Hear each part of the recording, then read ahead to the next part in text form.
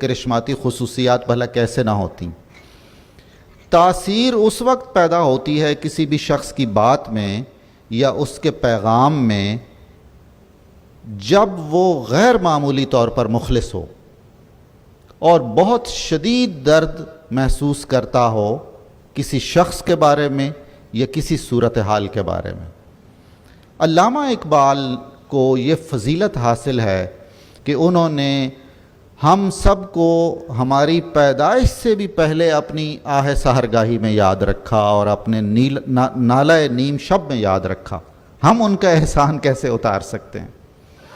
یہی سبب ہے کہ اس درد اور اس کرب کی بدولت جب وہ ساری رات نہیں سو سکتے تھے، اسی کشمکش میں گزری میری زندگی کی راتیں، کبھی سوز و ساز رومی، کبھی پیچ و تاب رازی۔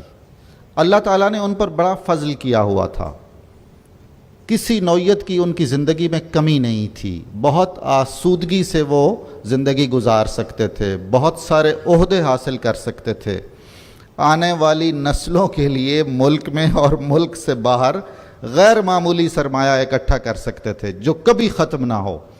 لیکن عشق رسول صلی اللہ علیہ وآلہ وسلم نے اور امت کے ساتھ خلوص نے اور اس ملت کے ساتھ محبت نے انہیں ایک ایسا سرمایہ دار بنایا ہے جس میں دونوں جہانوں میں کبھی کوئی کمی نہیں ہوگی۔ ایک ولولہ تازہ دیا میں نے دلوں کو، لاہور سے تا خاک بخارا و سمرقند۔